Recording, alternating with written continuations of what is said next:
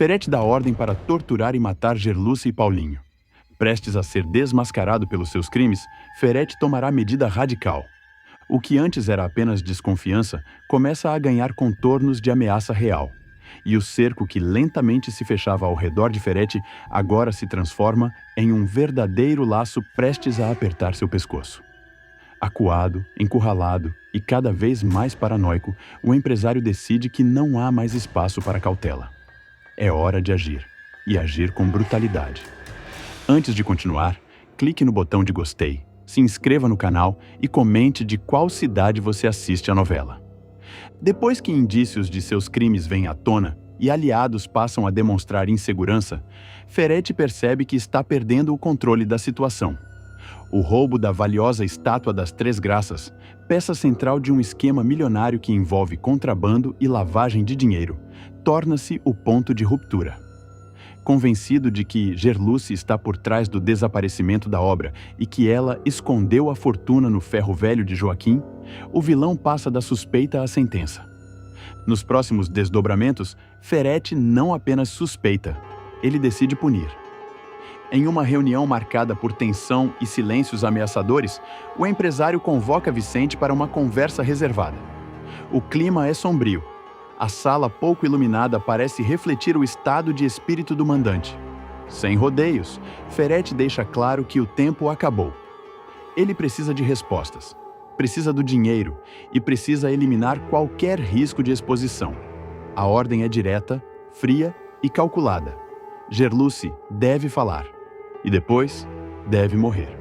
Mas há uma condição cruel. Antes da execução, Vicente terá que arrancar dela a informação sobre o paradeiro da fortuna. Não importa como, não importa o método. A tortura está autorizada. Ferete quer resultados, custe o que custar. Sua voz não treme ao determinar que a jovem só poderá ser eliminada depois de revelar onde escondeu cada centavo. A frieza do empresário revela um homem completamente consumido pela própria ambição. Paulinho, por sua vez, recebe destino ainda mais imediato. Para Ferete, ele representa perigo duplo. Além de estar ao lado de Gerluce, Paulinho começou a fazer perguntas demais. Aproximou-se de pessoas erradas, ouviu conversas que não deveria e, sem perceber, passou a ameaçar toda a estrutura criminosa construída ao longo de anos. Na mente distorcida do vilão, eliminar Paulinho é uma medida preventiva. Não há necessidade de interrogatório. Não há segunda chance. Ele deve ser morto sem hesitação. O público verá Ferete cruzar uma linha da qual não há retorno. A transformação do empresário em um antagonista disposto a provocar um banho de sangue evidencia que o medo de perder tudo é maior do que qualquer vestígio de humanidade que ainda pudesse existir nele. A obsessão pelo império que construiu o torna incapaz de medir consequências. Ele acredita que, eliminando Gerluce e Paulinho, eliminará também as provas, os riscos e as ameaças. Enquanto isso, do outro lado da história, o casal protagonista vive momentos de esperança. Sem imaginar a dimensão do perigo que se aproxima, Paulinho prepara uma surpresa para Gerluce. Determinado a transformar o amor que sente em compromisso definitivo, ele organiza um pedido de casamento carregado de simbolismo. O local escolhido tem valor afetivo para os dois. As lembranças compartilhadas ali reforçam a ideia de um futuro juntos, distante das intrigas e das disputas que os cercam. Mas o que deveria ser uma noite inesquecível por motivos felizes, promete se transformar em palco de violência. Ferete, informado sobre os passos de Gerluce, decide que o ataque acontecerá justamente nesse momento. A escolha não é aleatória. Para ele, há algo perversamente satisfatório em destruir não apenas a vida de seus inimigos, mas também seus sonhos. O pedido de casamento, que deveria marcar um novo começo, pode se tornar o instante mais trágico da trajetória do casal. Vicente, apesar de acostumado a cumprir ordens questionáveis, demonstra hesitação. A missão é diferente das anteriores. Não se trata apenas de intimidar ou ameaçar. É torturar e matar. Ainda assim, pressionado pela lealdade e pelo medo que sente de Ferete, ele aceita a incumbência.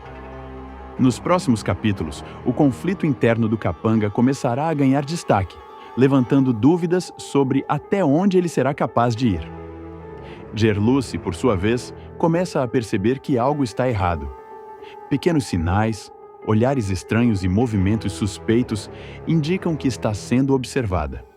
Mesmo assim, ela não imagina que a decisão de Ferretti já foi tomada. Sua principal preocupação ainda é provar a própria inocência e proteger aqueles que ama. Mal sabe que se tornou alvo de uma caçada implacável. O ferro velho de Joaquim entra definitivamente na rota da tragédia. Convencido de que o dinheiro está escondido ali, Ferretti ordena que o local seja vasculhado se necessário. A simples possibilidade de perder a fortuna o enlouquece. Cada minuto sem respostas aumenta sua irritação e sua pressa. Ele sabe que, quanto mais tempo passa, maiores são as chances de que alguém reúna provas suficientes para denunciá-lo. Nos próximos acontecimentos, o público verá um vilão movido pelo desespero. Ferretti deixa claro que não admite falhas. Vicente recebe instruções detalhadas: capturar Gerluce, isolá-la, pressioná-la psicologicamente e fisicamente se preciso. A crueldade da ordem expõe o nível de degradação moral do empresário. Ele não quer apenas silenciar, quer recuperar o que considera seu por direito. E enquanto a engrenagem da violência começa a girar, Paulinho segue determinado a declarar seu amor. Sem saber que está na mira, ele ensaia palavras, organiza detalhes e planeja o futuro ao lado de Gerluce. A dramaticidade dos próximos capítulos será construída exatamente nesse contraste. De um lado, a pureza de um pedido de casamento. Do outro, a sombra de um atentado iminente. A promessa é de cenas intensas. O ataque deve acontecer de forma repentina, interrompendo o momento mais esperado da noite. A presença de homens armados, a surpresa estampada no rosto dos protagonistas e o choque do público prometem transformar a sequência em um dos pontos mais impactantes da trama até aqui. Ferretti, à distância, aguardará notícias. Ele quer confirmação de que o plano foi executado sem erros. Mais do que isso, quer a localização do dinheiro. A obsessão pelo controle absoluto o impede de confiar plenamente, até mesmo em seus aliados. Nos próximos episódios, sua paranoia tende a aumentar, revelando fissuras em sua estratégia. Mas a história está longe de se resolver rapidamente. Há variáveis que Ferretti talvez não tenha considerado. Pessoas que podem interferir. Decisões inesperadas. A própria resistência de Gerluce pode surpreender. O que parece um plano perfeito pode começar a desmoronar diante de imprevistos. O público verá alianças serem testadas, lealdades colocadas à prova e personagens revelando facetas até então desconhecidas. A fase explosiva anunciada para Três Graças não se limita a um atentado. Ela marca uma virada na dinâmica de poder da trama. O Império de Ferretti, construído com base em corrupção, manipulação e medo, começa a apresentar rachaduras. E quanto mais ele tenta consolidar seu domínio com violência, mais evidencia sua vulnerabilidade. Nos próximos capítulos, a tensão continuará crescendo. A ameaça contra Gerluce e Paulinho não será apenas física, mas emocional. O medo, a incerteza e o desespero passarão a fazer parte do cotidiano dos protagonistas. Cada movimento poderá ser decisivo. Cada escolha, irreversível.